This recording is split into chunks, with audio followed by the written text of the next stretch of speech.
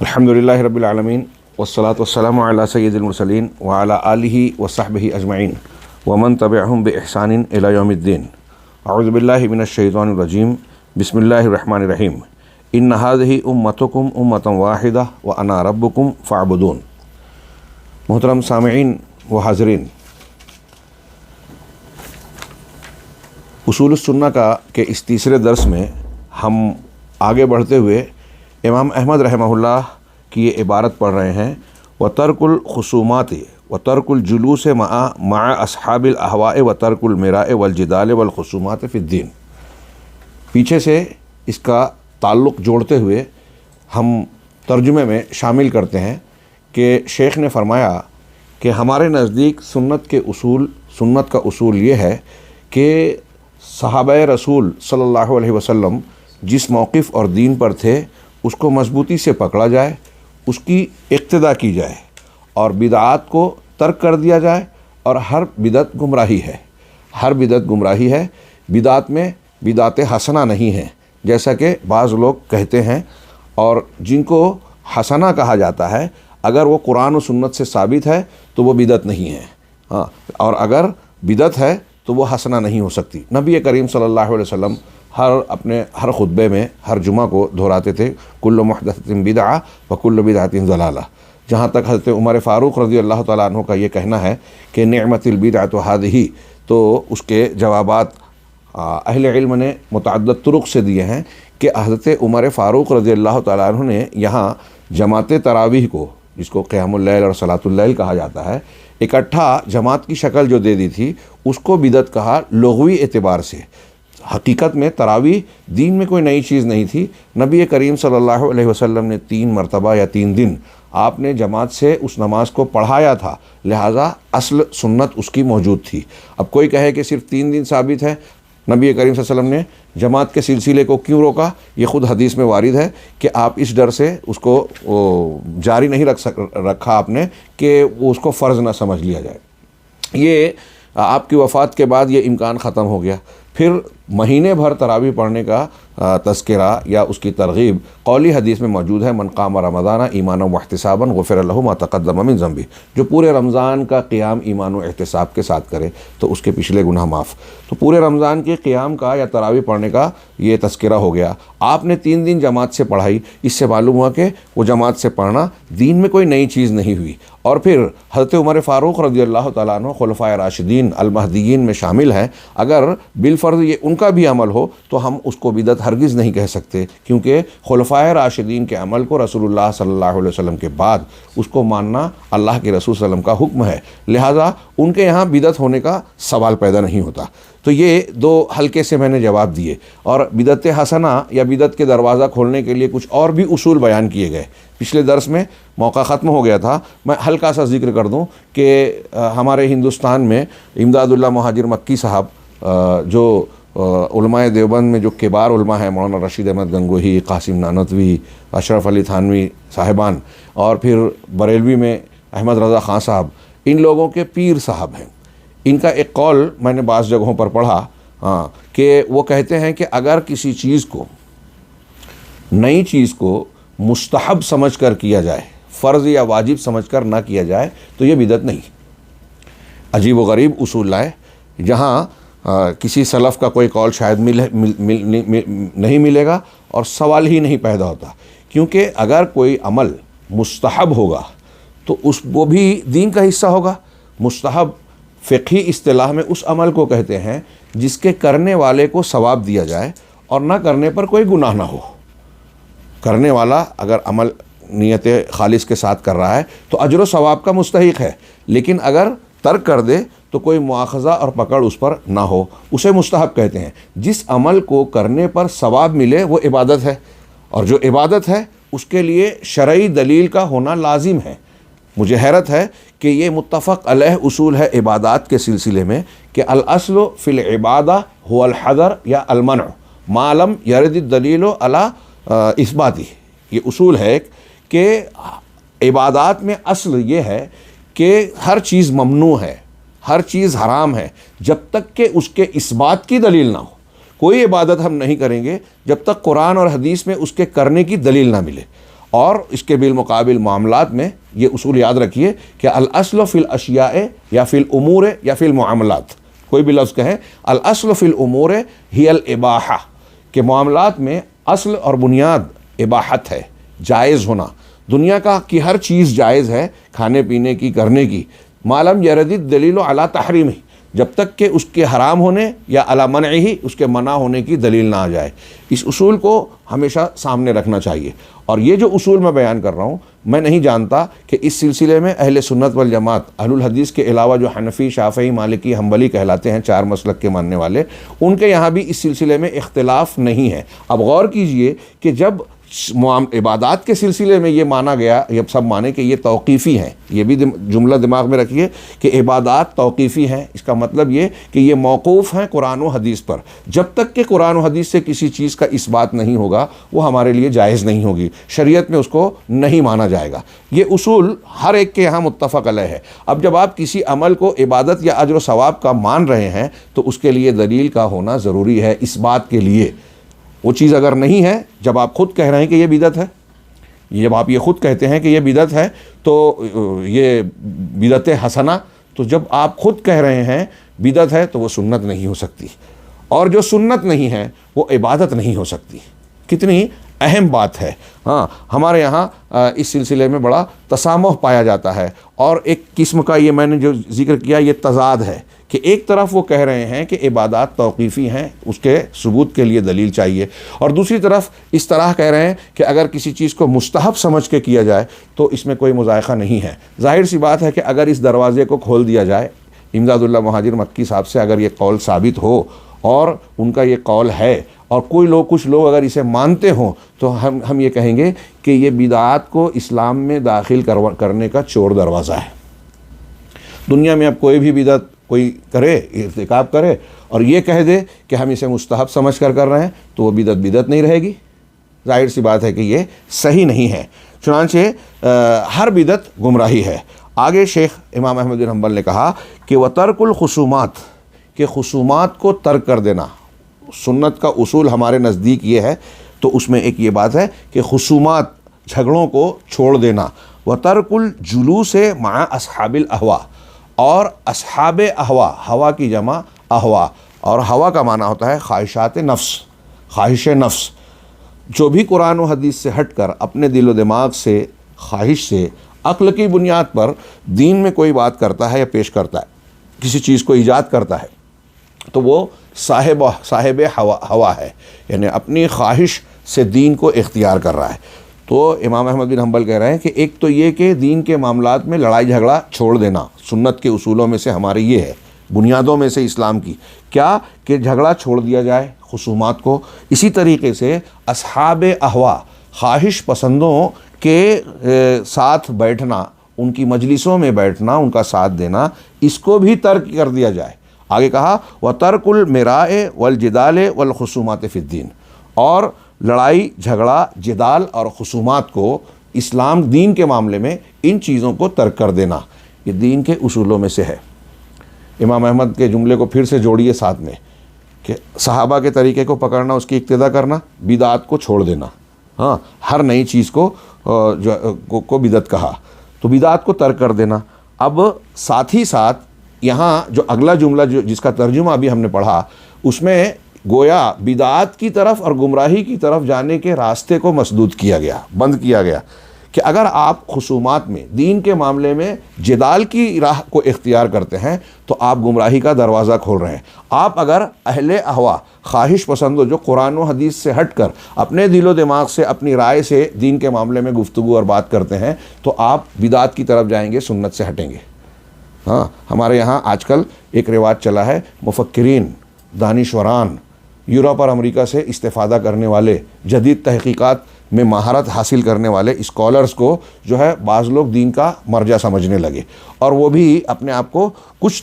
کتابیں پڑھ کر داعی کی حیثیت سے پیش کرتے ہیں، اور اس پیشکش میں ان کی اپنی جو دنیاوی قسم کی ڈگریاں ہیں یا کچھ فلسفے اور دانشوری کی باتیں پیش کرتے ہیں، اس سے عوام کا، جاہل علماء کا، جاہل لوگوں کا، جاہل علماء کہا میں نے، جاہل عوام کا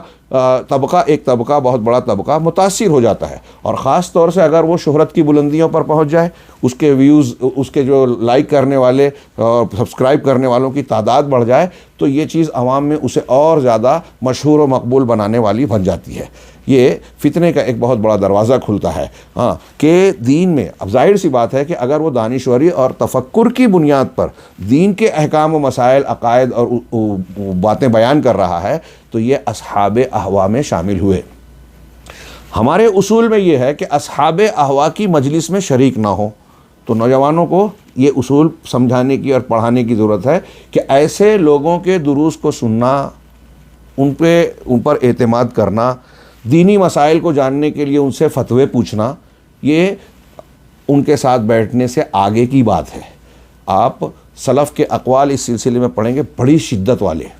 امام احمد بن حنبل، ابو زرع رازی اور دوسرے بہت سارے ائمہ کرام کے اقوال پڑھیں گے، بڑی شدت سے وہ اس بات کی تلقین کرتے ہوئے نظر آئیں گے کہ اہل الاہوا، اہل البدع سے انسان کو دوری اختیار کرنا چاہیے، ورنہ یہ خارش زدہ کتے کی طرح اپنی خارش کی بیماری آپ کو لگا دیں گے۔ امام احمد بن حنبل رحمہ اللہ نے ایک صاحب کو اس کی تذکیر اور نصیحت کرتے ہوئے یہ کہا کہ فلاں اور فلاں شخص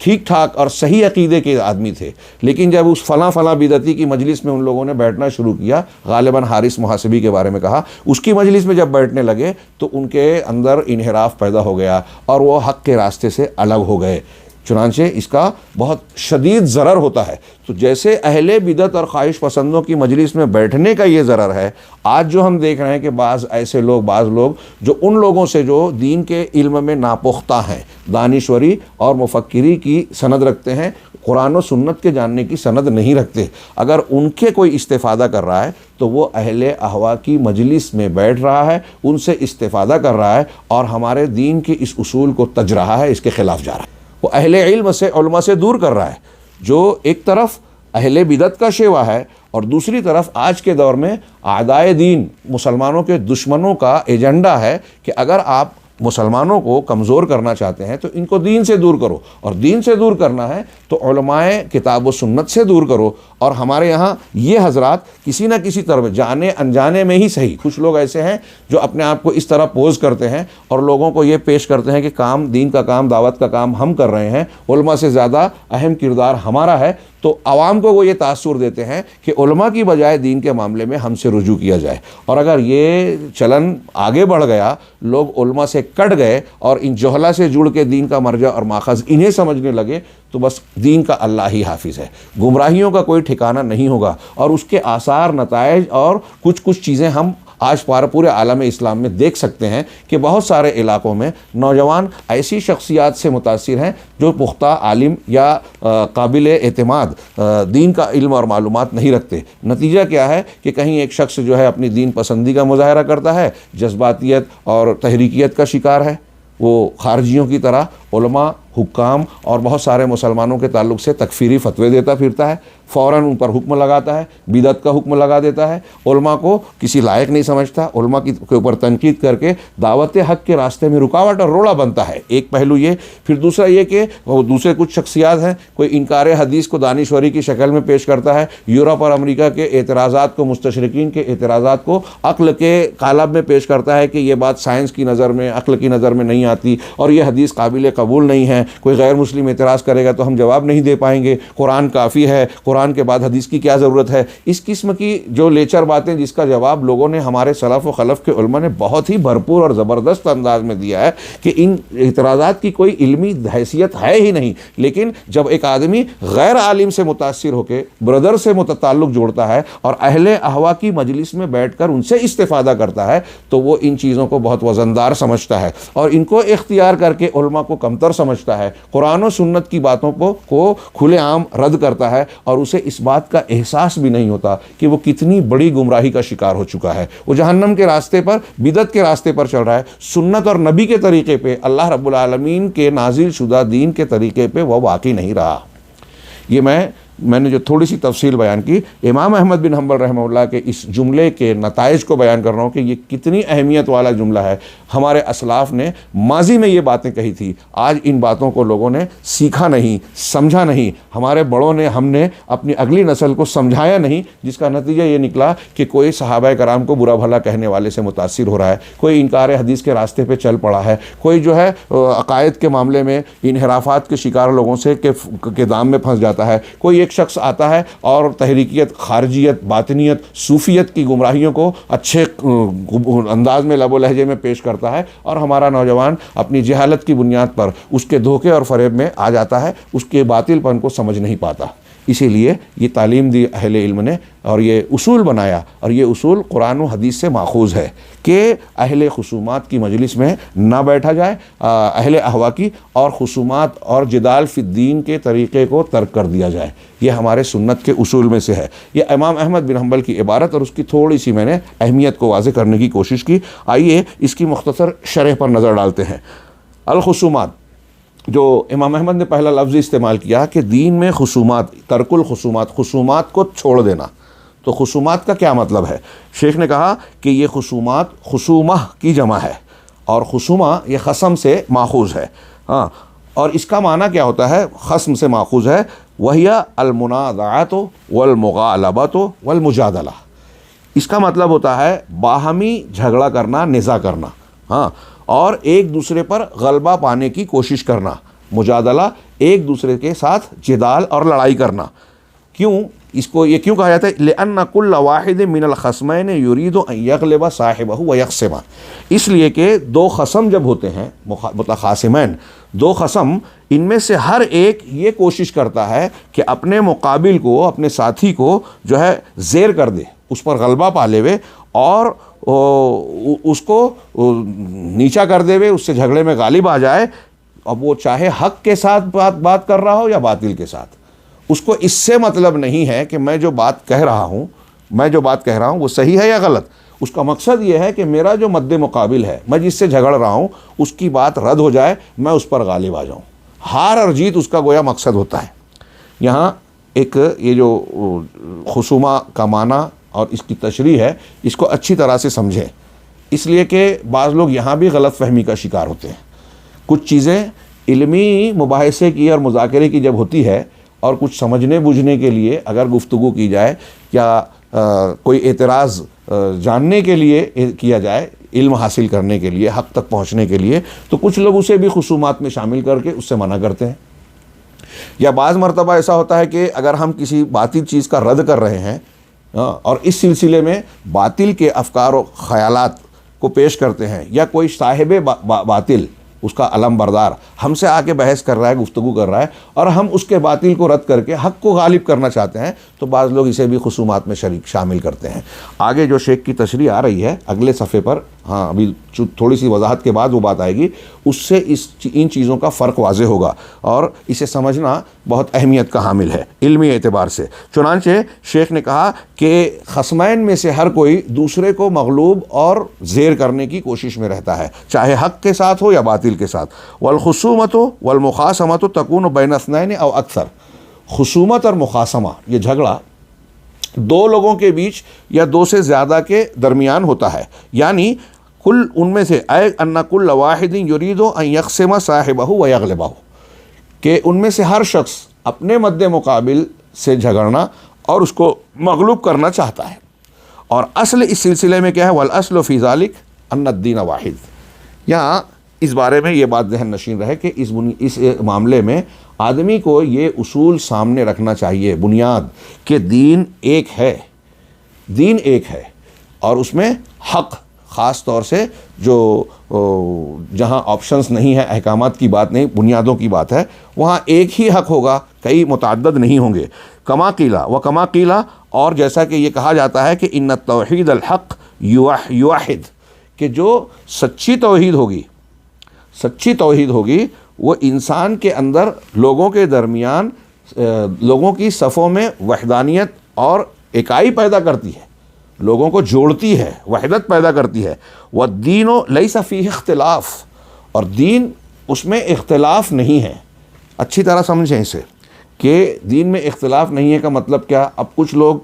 یہاں بڑا معاملہ جو ہے گڑبڑ کر دیتے ہیں، خلط ملط کر دیتے ہیں کہ صحابہ کرام میں اختلاف تھا، اور اس لیے آج جو ہمارے مسلک کے اختلاف ہیں، تصوف کا، تحریکیت کا، تقلید کا اور دوسرے معاملات کا، عقائد و عبادات میں، تو وہ اس کو جائز قرار دینے کے لیے کہتے ہیں کہ صحابہ میں بھی اختلاف تھا، اور پھر ترک الخصومات کا ایک معنی یہ بیان کرتے ہیں کہ ان چیزوں میں نہ پڑا جائے، جس کی جو سمجھ میں آ رہا ہے وہ کرے۔ اگر ایسا ہی مان لیا جائے تو بعض امام شاطبی وغیرہ کے اقوال میں آپ پڑھ سکتے ہیں کہ انہوں نے کہا، امام خطابی، امام شاطبی وغیرہ کے اقوال کا میں اپنے الفاظ میں خلاصہ بیان کروں کہ اگر ایسا ہوتا تو دین کی تبلیغ اور رسولوں کی بعثت کا کوئی مطلب ہی نہیں ہوتا۔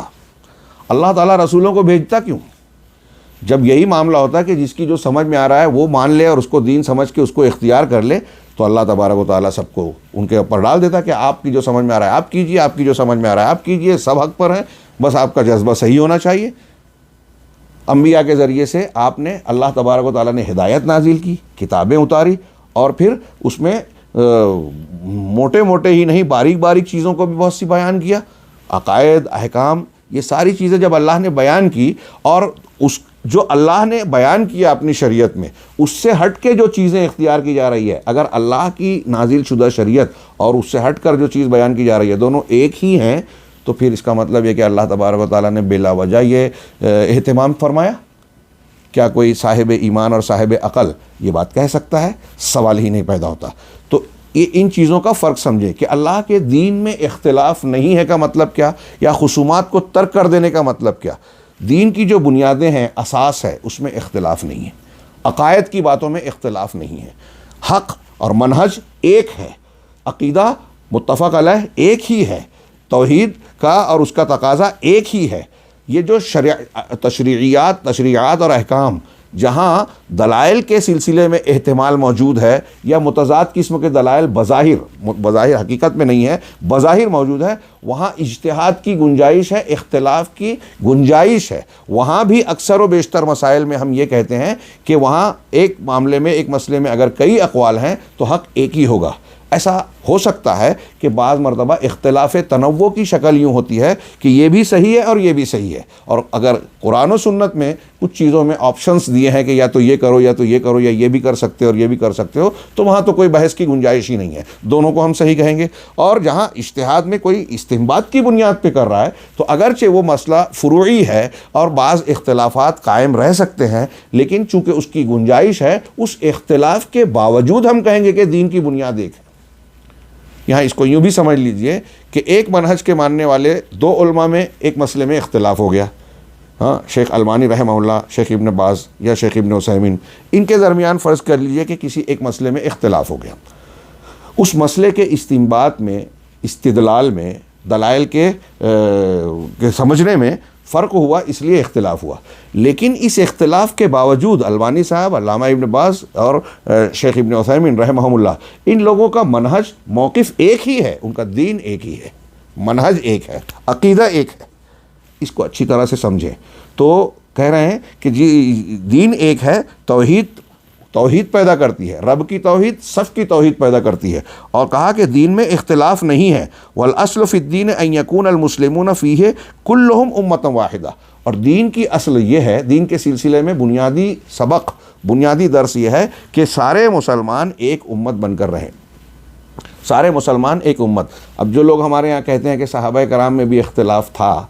کیا وہ اس بات کا جواب دیں گے کہ صحابہ کرام میں جو اختلاف تھا اس کی بنیاد پر ان کے درمیان بغض و عناد، ایک دوسرے کے خلاف فتویٰ بازی، اس قسم کا فتویٰ کہ ان کی بچی سے ہمارا بچہ، ان کے بچے سے ہماری بچی نکاح نہیں کر سکتی، ان کی مسجد الگ ہماری مسجد الگ، ہماری مسجد میں وہ نہیں آ سکتے، اس کے طریقے کو، فلاں طریقے کو ماننے والے، اس قسم کی باتیں کیا صحابہ کرام میں موجود تھیں؟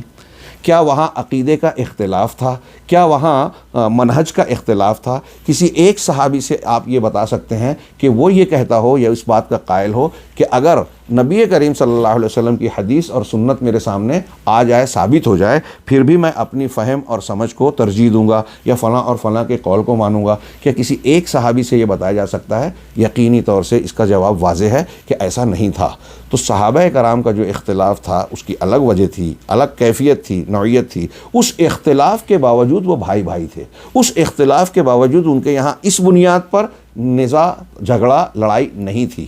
ہاں، لہٰذا آج کا جو مسلکی اختلاف ہے، مناہج کا اختلاف ہے، عقیدے کا اختلاف ہے، اس کو صحابہ کرام پر تھوپنا یہ انتہائی جسارت اور جرأت مندی کی بات ہے اور کھلی جہالت اور ظلم ہے۔ یہ اختلاف جو ہمارے یہاں ہے، منہج کا اختلاف، عقیدے کا اختلاف، صحابہ کرام میں یہ اختلاف نہیں تھا، سلف میں یہ اختلاف نہیں تھا۔ چنانچہ اللہ تبارک و تعالیٰ کے فرمان کو اپنی بات کی دلیل کے طور پر پیش کیا کہ امت ایک امت ہو۔ اصل یہ ہے، اللہ نے ارشاد فرمایا سورہ انبیاء کی آیت ان ھذہ امتکم امۃ واحدہ وانا ربکم فاعبدون، کہ تمہاری یہ امت محمدیہ یہ ایک ہی امت اور ملت ہے اور میں تمہارا پروردگار ہوں۔ یہ ایک امت ہے، ہاں، تو توحید صف ہونی چاہیے، اور میں تمہارا پروردگار ہوں، سب کا رب ایک ہے، سب امت ایک ہے، ہاں، فاعبدون، لہٰذا صرف میری ہی عبادت کرو، یعنی توحید کو اختیار کرو۔ رب ایک ہے تو رب کی عبادت ہونی چاہیے، یعنی یہ وانا ربکم توحید ربوبیت، اور اس میں اکیلا ماننا، اور میری ہی عبادت کرو، یہ توحید الوہیت۔ ہاں، وفی الآیت الثانیہ، اور دوسری آیت میں یہ ہے کہ وَإِنَّ هَذِهِ أُمَّتُكُمْ أُمَّةً وَاحِدَةً وَأَنَا رَبُّكُمْ فَاتَّقُونَ، کہ تمہاری یہ امت واحدہ ہے اور میں تمہارا رب ہوں، لہٰذا مجھ سے ہی، میرا ہی تقوی اختیار کرو۔ یہاں اگر سیاق پر غور کریں تو یہ مفہوم سمجھا جا سکتا ہے آیت سے کہ اگر صرف اللہ سے تقوی اختیار کیا جائے، اللہ کا تقوی، ڈر، اور صرف اللہ کی عبادت کی جائے، یعنی صرف توحید کو اختیار کیا جائے، تو اس کا یہ نتیجہ نکلے گا کہ امت ایک ہو جائے گی۔ اب آج جو لوگ مسلمانوں کو کے اندر اتحاد و اتفاق کی بات کرتے ہیں اور پھر یہ کہتے ہیں کہ آپ چاہے بدعت و خرافات کریں، آپ اپنے الگ الگ منہج پر قائم رہیں، صوفیت کو اختیار کریں، اللہ کی اسماء و صفات کے انکار کا راستہ اختیار کریں، صحابہ کرام پر کیچڑ اچھالنے والا موقف اور منہج اختیار کریں، یا اس کے برخلاف ہوں اور سب ایک ہو جائیں۔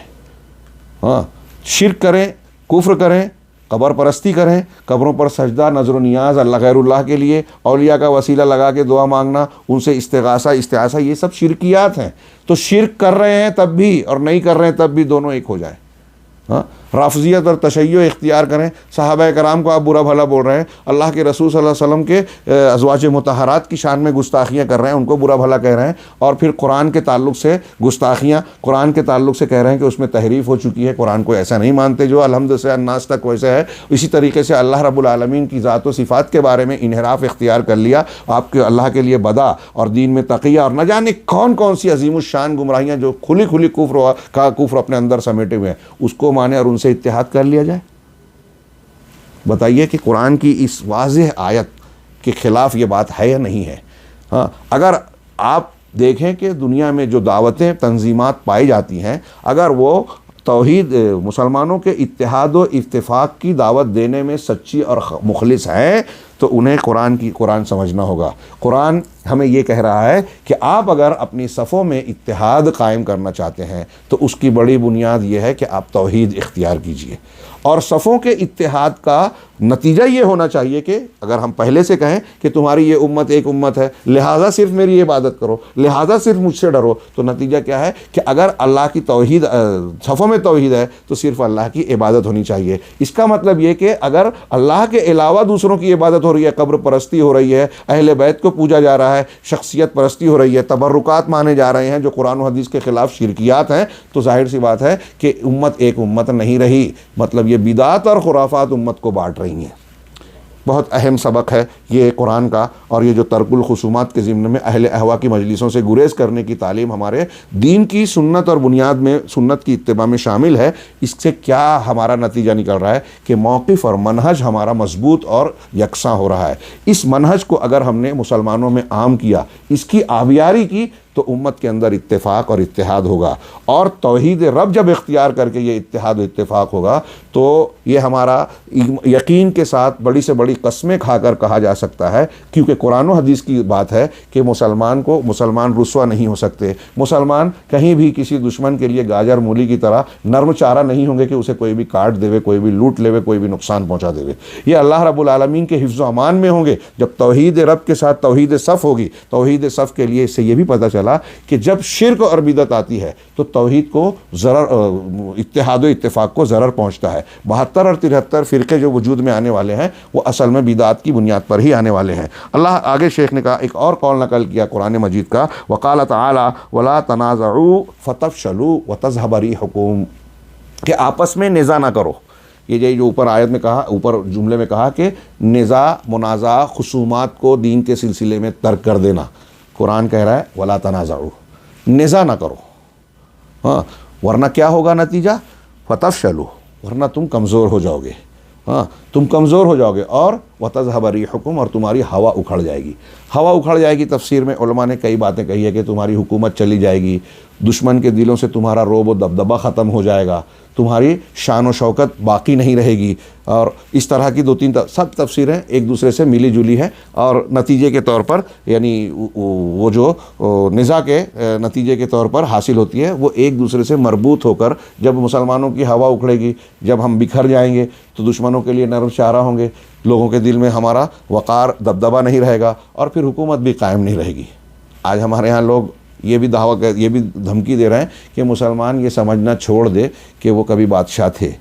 ہاں، ان کی کوئی حیثیت تھی وغیرہ وغیرہ، ہاں، صرف میں نے اشارہ کیا۔ اللہ تبارک و تعالیٰ کا یہ فرمان اور اس کا یہ نتیجہ ہم مشاہدہ کر رہے ہیں کہ نزاع جب ہوا تو ہماری جو ہے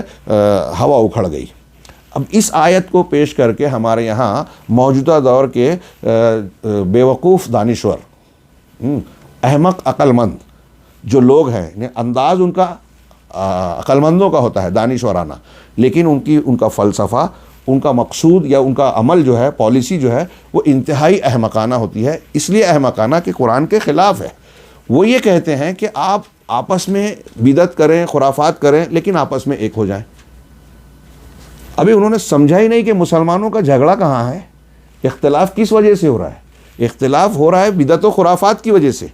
اگر ایک آدمی سنت والا ہو گیا، ایک آدمی غیر مسلم ہے مسلمان ہوا، تو مسلمان اس کو اپنا بھائی سمجھتا ہے کہ نہیں سمجھتا ہے؟ ایسے ہی اگر جو صحیح منہج والا ہے، اس منہج پر قائم ہے، اگر اہل بدعت اپنی بدعت سے توبہ کر کے صحیح منہج کو قبول کر لے گا تو یہ صحیح منہج والا اسے اپنا دشمن سمجھے گا کیا؟ اور وہ بدعت سے توبہ کرنے کے بعد جب صحیح منہج پر آئے گا تو وہ اپنے ہم مشرب اہل توحید کو اپنا مخالف سمجھے گا کیا؟ سمپل اور سادہ لاجک ہے جو یہاں آج کل کے دانشوروں کی سمجھ میں نہیں آتی، کہ اگر آپ چاہتے ہیں کہ مسلمانوں میں اتحاد ہو، قوت بنے، ان کو جوڑیں، ایک امت بن جائے، تو اس کے لیے بدعت کا صفایا کرنا ہے، شرکیات کا ختم کرنا ہے، نئے نئے مناہج اور تنظیمیں، نئے اصول اور ضابطے اور انحرافات جو اختیار کر کے آ رہی ہیں، جیسے خارجیت ہے، باطنیت ہے، صوفیت ہے، اور دوسری جو خرابیاں ہمارے گرد و پیش میں پھیلائی جا رہی ہیں، ان کو روکے تھامیں اور قرآن و سنت اور صحابہ کے منہج کو اختیار کریں۔ امام احمد کے بقول جو ہم کتاب پڑھ رہے ہیں کہ جو صحابہ کرام کا دین، موقف اور منہج ہے اس پر تمسک کریں، اس کی پیروی کریں، بدعت و خرافات کو چھوڑ دیں، خصومات کو ترک کر دیں، تو نتیجہ نکلے گا کہ امت ایک امت بن جائے گی۔ اور جب بدعتیں ختم ہو گئی تو اس کا مطلب نزاع ختم ہو گیا، نزاع ختم ہو گیا تو اتحاد آ گیا، اور جب بدعتوں کو آپ برقرار رکھو گے تو نزاع قائم ہے، اور نزاع قائم ہے تو اللہ تعالیٰ کہہ رہا ہے کہ تم فتفشلوا وتذهب ريحكم، تم کمزور ہو جاؤ گے اور تم ناکام ہو جاؤ گے اور تمہاری ہوا اکھڑ جائے گی۔ اتنی سمپل بات ہے لیکن بہت سارے لوگوں کی سمجھ میں نہیں آتی۔ اللہ تعالیٰ کا ایک اور ارشاد نقل کیا، بڑی مشہور آیت ہے، وَاعْتَصِمُوا بِحَبْلِ اللَّهِ جَمِيعًا وَلَا تَفَرَّقُوا، اللہ کی رسی کو پکڑ لو، کیسے؟ جمیعا، مل جل کر اللہ کی رسی کو ہم کیسے پکڑیں گے؟ اگر ہماری صفوں میں جھگڑے ہیں، خصومات کس بنیاد پہ ہوتے ہیں؟ بدعات کی بنیاد پر۔ پچھلے جملے میں ہم نے پڑھا تھا امام احمد کے کہ بدعات کو ترک کر دینا ہمارے سنت کے اصولوں میں سے ہے، ہمارے نزدیک بدعات کا ترک کرنا، اور ہر بدعت گمراہی۔ اب کوئی آدمی بدعت کو اگر پکڑا ہوا ہے تو وہ سنت والے سے لڑے گا، خصومات میں مبتلا ہوگا، اور جب خصومات میں مبتلا ہو گیا تو وہ اس کے ساتھ مل کر اللہ کی رسی کو کیسے پکڑ سکتا ہے؟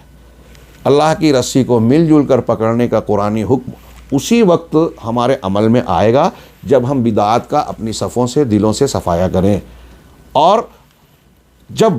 تفرق کا خاتمہ ہوگا۔ قرآن کا اگلا جملہ ہے وَلَا تَفَرَّقُوا، رسی کو مضبوطی سے پکڑنا۔ رسی کیا ہے؟ کسی نے کہا اسلام، بعض مفسرین نے، بعض مفسرین نے کہا کہ قرآن، بعض مفسرین نے کہا کہ محمد رسول اللہ۔ یہ ہے اختلاف تنوع۔ ہاں، اللہ کی صراط مستقیم کسی نے کہا، تو جو قرآن ہے، جو سنت ہے، یعنی رسول اللہ صلی اللہ علیہ وسلم کی شخصیت اور سنت، اور صراط مستقیم جو ہے، ہاں، سب ایک دوسرے سے جڑے ہوئے ہیں۔ تو تفسیر آپ کسی سے بھی کریں، نتیجہ ایک ہی ہے۔ لہٰذا اللہ کی رسی کو یعنی قرآن اور حدیث کو، رسول اللہ صلی اللہ علیہ وسلم کے لائے ہوئے طریقے اور دین کو سب مل کر پکڑ لیں۔ ولا تفرقوا، اور فرقہ فرقہ نہ بنے۔ سمپل اور واضح بات ہے کہ اللہ کی رسی کو مضبوط پکڑنا تفرق کا خاتمہ ہے، اور تفرق کا وجود رسی کو چھوڑنے کا نتیجہ ہے۔ لہٰذا اگر بدعت و خرافات ہیں تو تفرق ہے، اور تفرق ہے تو مل کر اللہ کی رسی پکڑی نہیں گئی۔ اللہ کے اس حکم پر جب ہم نے عمل ہی نہیں کیا تو پھر اتحاد کا خواب، اتحاد کی بات کیسے کر سکتے ہیں؟ اور اس نسخے کو چھوڑ کر ہم اتحاد و اتفاق کی بات کر رہے ہیں تو ہم پانی پر لکیر کھینچ رہے ہیں جو کبھی نہیں بننے والی۔ ہاں، کہہ رہے ہیں اللہ تعالیٰ نے کہا، آگے شیخ کہہ رہے ہیں ان آیتوں سے استدلال کرنے کے بعد، فالدین الحق یجمع، لہٰذا ان آیتوں اور ایسی اور بھی بہت ساری نصوص کا نتیجہ یہ ہے۔ دیکھیے، ایک جملے میں بہت بڑی تفسیر آ گئی ہے کہ ان آیتوں سے کیا ایک چیز حاصل ہو رہا ہے کہ جو دین حق ہے وہ لوگوں کو اکٹھا کرے گا، دین حق جمع کرے گا، اتحاد لائے گا، لوگوں کے دلوں کو ملائے گا۔ والاجتماع رحمہ، اور اجتماعیت، اکٹھا ہونا یہ رحمت ہے، جیسا کہ یہ حدیثوں میں یہ جملہ ہے کہ اجتماع یہ رحمت ہے۔ والفرقۃ عذاب، اور فرقہ بندی، اختلاف، یہ عذاب ہے۔ دین حق اگر ہم نے اختیار کیا تو اس سے اجتماعیت پیدا ہوگی جو کہ رحمت ہے، اور دین حق میں اگر ہم نے کچھ ملاوٹ کی، بدعت و خرافات کو اختیار کیا، صحابہ کے طریقے سے تمسک نہیں کیا، اور اس میں خصومات کو اختیار کیا، ہاں، حق ہو یا باطل، اپنے سامنے والے کو ہم رد کرنے چلے ہیں، تو ظاہر سی بات ہے کہ ایسی صورت میں جب ہم خصومات کے عادی ہوں گے تو ہمارے مقابل والے کے پاس اگر حق بھی ہے تو ہم اس کو رد کر رہے ہیں، تو ایسی صورت میں ہم حق سے جب منحرف ہو گئے یا حق کا رد کر رہے ہیں تو ہمارے درمیان فرقت یعنی اختلاف اور افتراق آئے گا، اور یہ عذاب ہے۔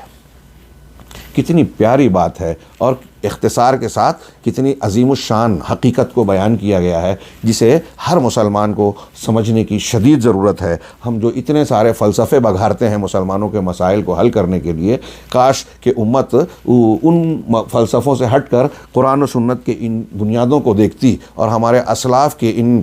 آثار سے فائدہ اٹھاتی، اس کا صحیح استعمال کرتی، قدر کرتی، تو شاید میں سمجھتا ہوں کہ ہماری جو آج کوششیں، محنتیں صرف ہو رہی ہیں، اس سے بہت کم کوشش میں بھی اللہ رب العالمین ہمیں برکت دے گا اور ہم ترقی کی طرف گامزن ہوں گے۔ شیخ آگے کہہ رہے ہیں والخصومات فی الدین ہی المجادلات والمنازعات والمغالبات۔ آگے جو میں نے ابھی شروع میں ذکر کیا تھا کہ کچھ لوگ دین کی فہم کے مناقشے اور مذاکرے کو بھی خصومہ کہتے ہیں، جدال بالاحسن کو بھی خصومہ سمجھ لیتے ہیں، ہاں، اور اس سے ترک کرنے کی یا بدعات کے رد کو بھی خصومہ کہتے ہیں۔ تو اس کو سمجھنے کے لیے یہ آگے کی تشریحات سامنے کہ خصومات کسے کہتے ہیں۔ کہہ رہے ہیں وہ دین میں خصومات سے مراد ہے وہ مجادلات، جھگڑے، وہ منازعات، نزاع، ہاں، اور وہ مغالبات، ایک دوسرے پر غلبہ پانے کی کوششیں، ہاں۔ ولا تکون الا ہوا، یہ جو خصومات فی الدین مذموم ہے، برا ہے، یہ کیسے ہوتی ہے؟ ہوا سے، یعنی خواہش پرستی سے۔ یہ انسان کی اپنی خواہش پرستی ہے، حق کا مطالبہ، حق کی جستجو، اللہ کی رضامندی کی خواہش نہیں ہے، دین کے اصولوں کی بنیاد پر نہیں ہے۔ ان اصولوں سے ہٹ کر آدمی نفس کی بنیاد پر، خواہش نفس کی بنیاد پر یہ لڑائیاں کر رہا ہے، تو یہ خصومات فی الدین ہے، یہ مذموم ہے۔ چنانچہ آگے مزید وضاحت کر رہے ہیں وَإِلَّا، ورنہ فَالْأَصْلُ فِي ذَلِكَ قَوْلُهُ تعالیٰ، اس سلسلے میں اللہ تعالیٰ کا یہ قول اصل ہے کیا؟ وَفَوْقَ كُلِّ ذِي عِلْمٍ عَلِيمٍ، کہ ہر علم والے کے اوپر ایک علم والا ہے۔ بڑی پیاری بات، ہاں۔ ایک آدمی بہت بڑا علامہ ہے تو وہ یہ نہ سمجھے کہ جو میں سمجھ رہا ہوں، جو میرے دماغ میں آ رہا ہے وہی حرف آخر ہے۔ مقابل کے پاس اگر کوئی دوسری بات ہے تو اس کو میں رد کر دوں، میں نہیں میں کیوں مانوں؟ وہ مجھ سے کم ڈگری والا ہے، میں علامہ ہوں اور وہ عالم ہے،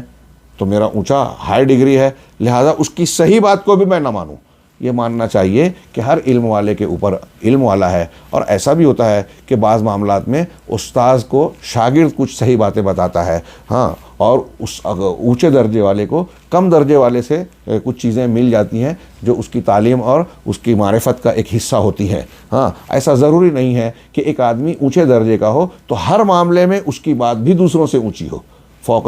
کل ذی علم علیم قرآن کا ایک جامع اللہ رب العالمین کے کلام کا حصہ ہے۔ اس کے اور بھی کئی پیرائے ہو سکتے ہیں یا دیکھ سکتے ہیں کہ اس تناظر میں دیکھیں تو کسی بھی صاحب علم کو یا کسی فضیلت والے کو گھمنڈ اور دھوکہ نہیں کھانا چاہیے، اور جب یہ مزاج ہوگا تو ہم دین کے سلسلے میں یہ نہیں کوشش کریں گے کہ سامنے والے کو کسی بھی حال میں ہرایا جائے، میرا موقف یہ ہے، اس کا موقف یہ ہے، اب اگر میں غلط بھی ہوں تو اس کو غلبہ مغلوب کرنا چاہوں، زبان آوری کے ذریعے، دھونس کے ذریعے، دباؤ کے ذریعے، یہ خصومات فی الدین کا مذموم راستہ ہوگا۔ تو اصل اس میں یہ ہے کہ ہر علم والے کے اوپر علم والا ہے۔ اسی طرح اللہ تعالیٰ کا یہ فرمان فَإِن تَنَازَعْتُمْ فِي شَيْءٍ فَرُدُّوهُ إِلَى اللَّهِ وَالرَّسُولِ إِن كُنتُمْ تُؤْمِنُونَ بِاللَّهِ وَالْيَوْمِ الْآخِرِ ذَلِكَ خَيْرٌ وَأَحْسَنُ تَأْوِيلًا۔ کیا پیاری بات کہی کہ اگر تمہارا کسی معاملے میں نزاع ہو جائے، جھگڑا ہو جائے، تو نزاع کا تصفیہ کرو۔ کیسے کرنا ہے؟ اللہ کی طرف اور رسول کی طرف اسے پلٹاؤ، لوٹاؤ اسے اللہ کی طرف اور رسول کی طرف۔ آگے اس کی تھوڑی وضاحت کر رہے ہیں، اس لیے میں یہاں نہ کرتے ہوئے آگے بڑھتا ہوں۔ اگر تم اللہ پر اور آخرت کے دن پر ایمان رکھتے ہو، گویا شرط ایمان سے یہ بات جڑی ہوئی ہے کہ ہم اپنے جھگڑوں اور نزاعات کا تصفیہ قرآن و سنت کی طرف لوٹا کر کریں۔ وَذَلِكَ خیر، یہ اللہ نے کہا کہ یہ خیر ہے۔ جو اللہ خیر کہہ رہا ہے ہمیں وہ ماننا چاہیے کہ نہیں؟ اللہ کہہ رہا ہے کہ اپنے جھگڑے کو اللہ اور رسول کی طرف لوٹاؤ، یہ خیر ہے۔ اور ہم اللہ اور رسول کی طرف لوٹانے کی بجائے آج تمام مسلمانوں کا تقریباً ایک اکثریت کا یہ مزاج دیکھتے ہیں۔ بہت کم لوگ ہیں اہل السنہ والجماعہ کے ان اصولوں پر عمل پیرا۔ اکثر لوگ اپنے جھگڑوں کو اپنے امام کے پاس لے جاتے ہیں۔ بھائی پہلے ہی سے اختلاف ہے، تو اب جھگڑے کو قرآن و حدیث کی طرف لوٹانے کے بعد کیا کے بجائے کیا کہتے ہیں کہ نہیں، ہم تو وہی مانیں گے جو ہمارے امام نے کہا ہے۔ اب ہمارے امام نے کہا،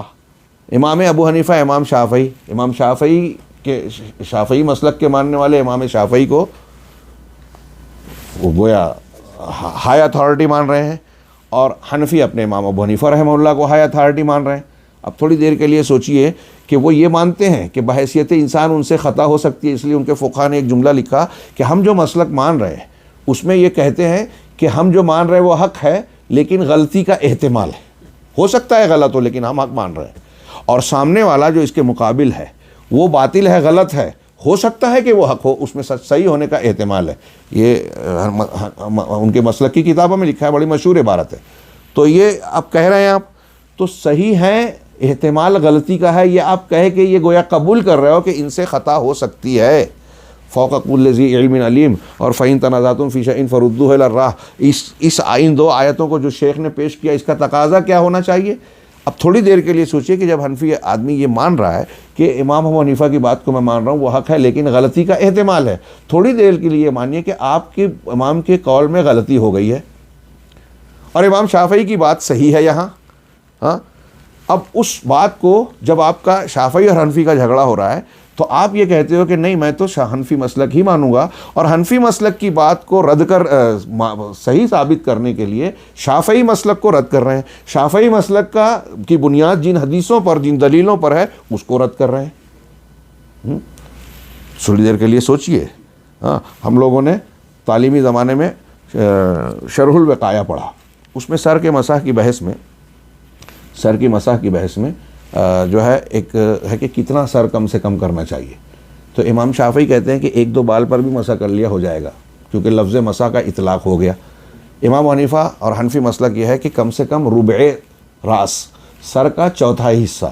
اتنے پہ مسح کرنا ضروری ہے۔ دلیل کہ اللہ کے رسول صلی اللہ علیہ وسلم جب پگڑی پہنتے تھے تو پگڑی کے ابتدائی حصے میں انگلیاں ڈال کے کر لیتے تھے، پھر پگڑی کے اوپر ہاتھ پھیرتے تھے، تو اس میں چوتھائی حصہ آ گیا، اس پہ مسح کر لیا تو سر کا مسح ہو گیا۔ امام مالک رحمہ اللہ کہتے ہیں کہ نہیں، پورے سر کا مسح ضروری ہے۔ اللہ تعالیٰ نے سر کا مسح کہا، اور پھر عربی کی جو عبارت ہے وَامْسَحُوا بِرُؤُوسِكُمْ، اور پھر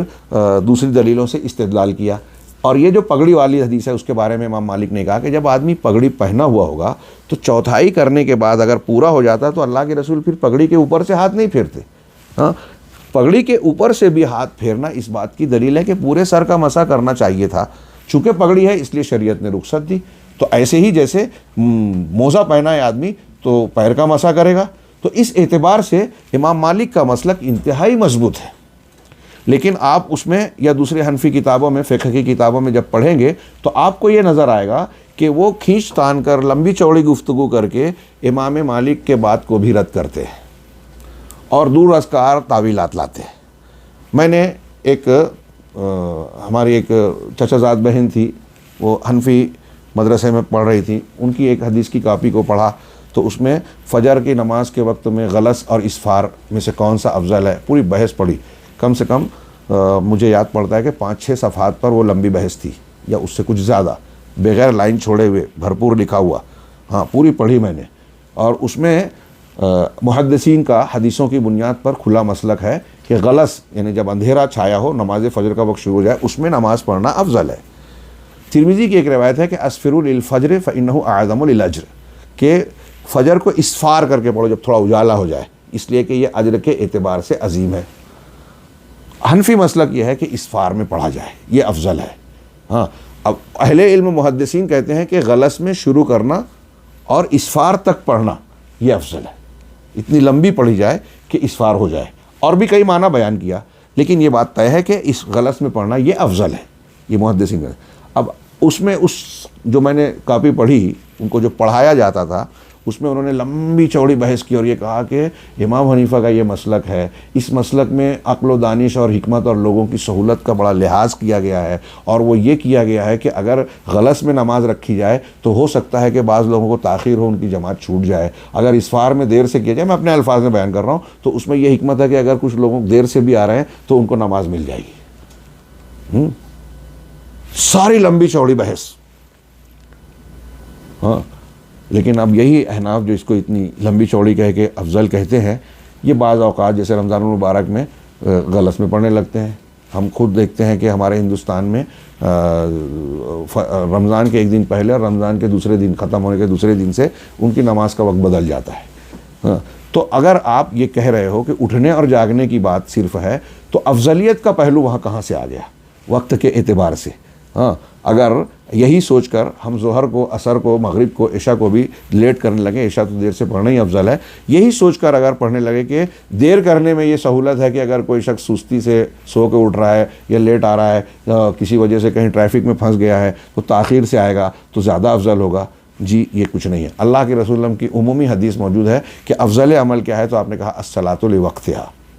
ہاں وقت پر نماز پڑھنا، وقت داخل ہوتے ہی نماز پڑھ لینا، عشاء کے علاوہ ساری نمازوں کو اول وقت میں پڑھنا افضل ہے، یہ بالکل واضح اور صاف چیز ہے۔ تو میں یہ عرض کرنا چاہتا ہوں ان مثالوں کے ذریعے سے، یہ ان کی نیت نہ ہو صحیح الگ بات ہے، لیکن آپ ایک غور کریں کہ ایک شخص امام مالک، امام شافعی، امام احمد سب کو ائمہ اربعہ اور ائمہ حق کہہ رہا ہے، اور اپنے ایک امام کو پکڑ کر اس کی تقلید کرتا ہے، اور پھر ان کے تعلق سے حسن ظن رکھتا ہے، یہ مانتا ہے کہ ان سے خطا ہو سکتی ہے، اور تھوڑی دیر کے لیے یہاں احتمال مان لیا جائے کہ جس امام کو جو شخص مان رہا ہے کسی مسئلے میں ان کی بات غلط ہے اور وہ ان سے خطا ہو گئی ہے اجتہادی، جس سے وہ گنہگار نہیں ہوں گے، یہ بات دھیان رہے، اور سامنے والا جس امام کی بات کو رد کر رہا ہے ان کے پاس حق ہے، تو یہ غلط بنیاد پر جب اس کا رد کر رہا ہے تو یہ خصومات فی الدین ہوا نہیں ہوا، یہ قرآن حدیث کا رد کرنا ہوا یا نہیں ہوا؟ آپ جس طریقے کو اختیار کر رہے ہیں وہاں آپ نے پہلے سے یہ طے کر رکھا ہے کہ چونکہ میں فلاں مسلک کو ماننے والا ہوں اس لیے سامنے والے مسلک کی بات مجھے نہیں ماننی ہے، اور جو بحث کر رہا ہوں تو اپنے مسلک کو ثابت کرنا ہے، یہ خصومات فی الدین ہے کہ آپ کا مقصد صرف سامنے والے کو ہرانا، اپنے آپ کو صحیح ثابت کرنا ہے۔ ہاں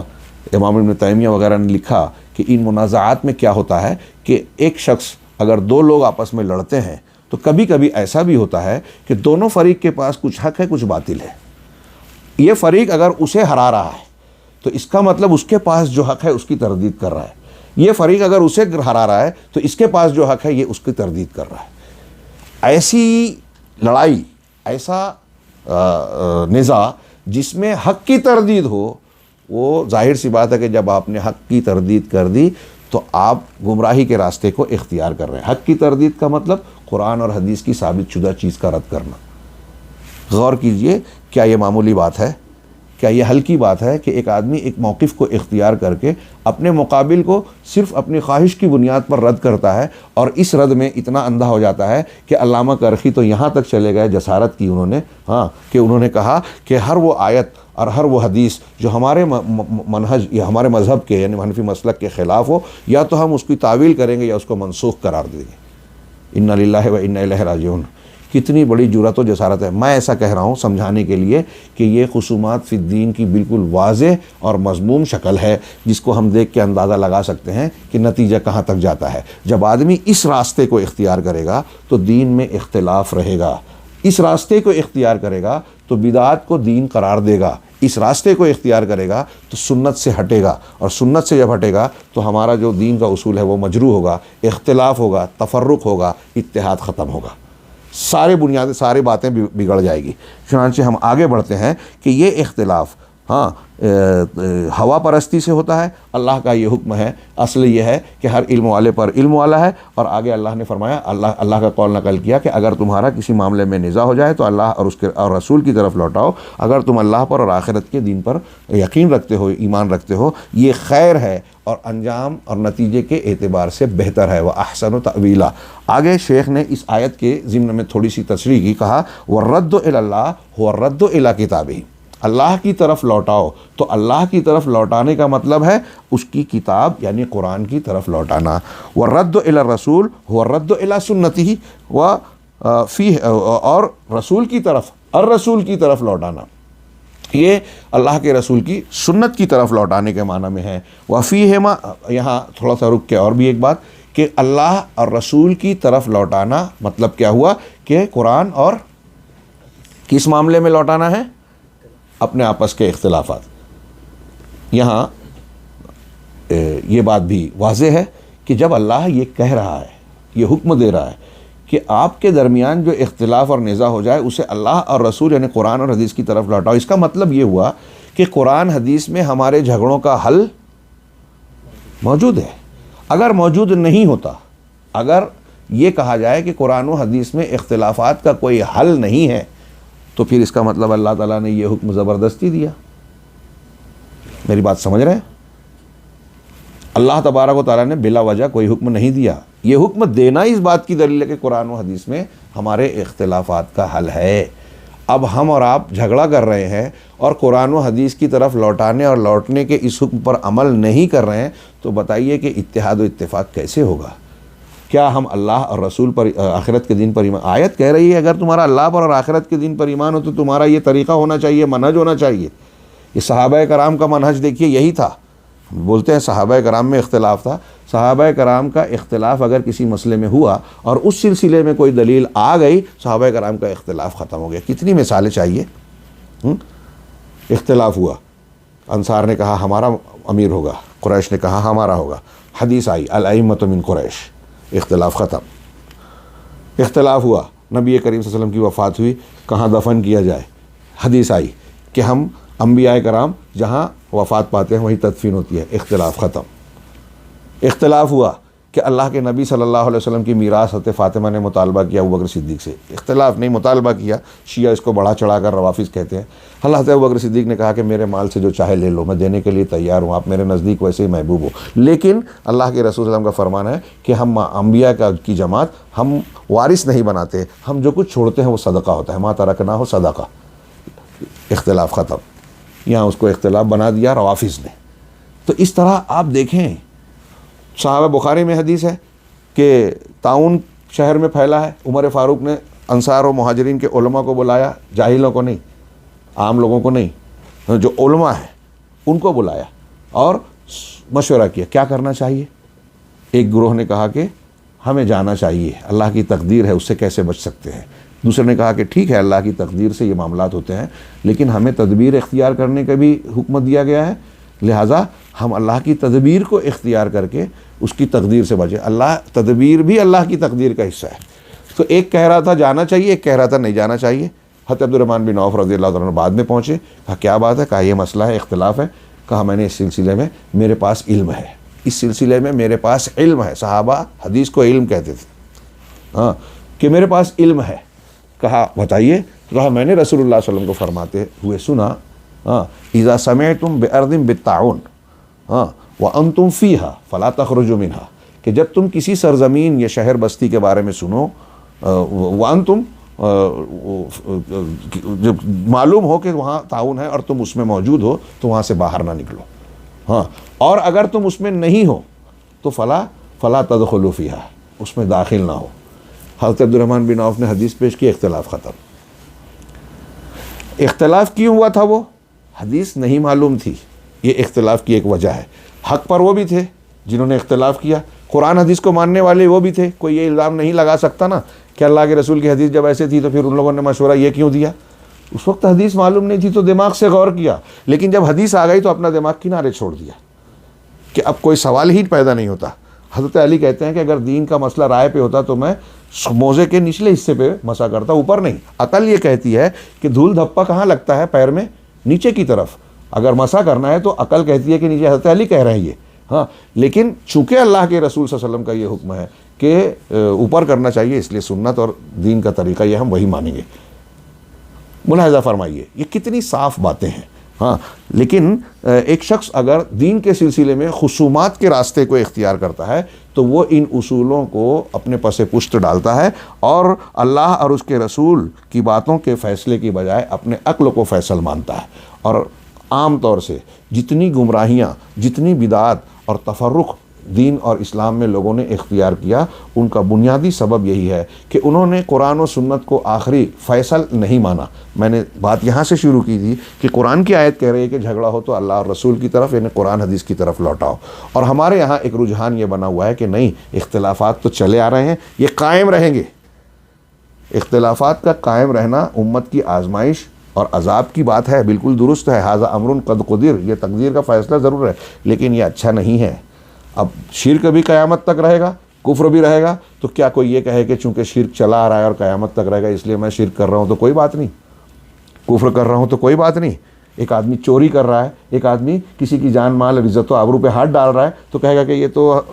قابیل کے زمانے میں قابیل نے قتل کیا تھا، آج میں کر رہا ہوں تو کون سی بری بات ہے، اور آگے بھی ہوتا رہے گا۔ کیا یہ جواز کی دلیل ہے؟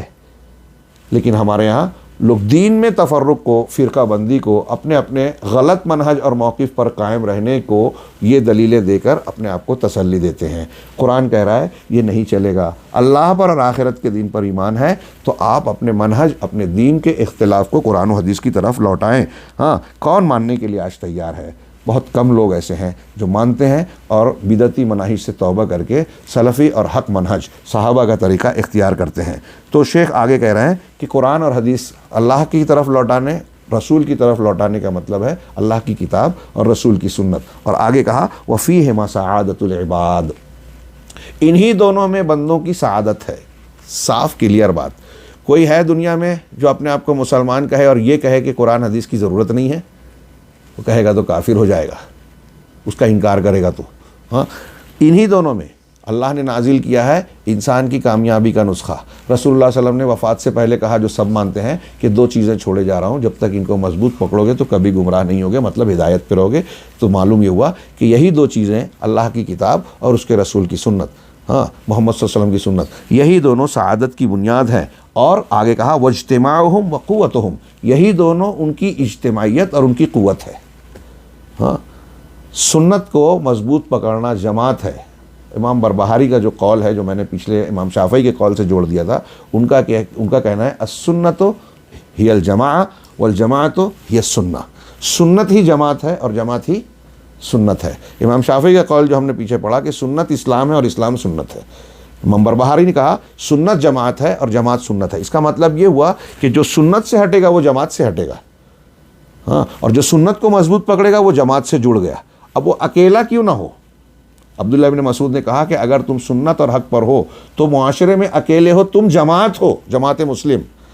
تو اس لیے ہمارے آج کے دانشوران اتحاد و اتفاق کی غلط دعوت پیش کرنے والے غور کریں کہ وہ سنت کو چھوڑ کر بدعت کو اختیار کر کے غلط اور صحیح منہج کو ملا جلا کر اتحاد کی جو بات کرتے ہیں وہ قرآن و سنت کی ان واضح صاف تعلیمات اور سلف کے ان اصولوں جو قرآن و حدیث سے مستفاد ہیں ان کی کھلی اور صریح مخالفت کرتے ہیں، اور ان کا یہ کہنا جیسا کہ میں نے کہا کہ محض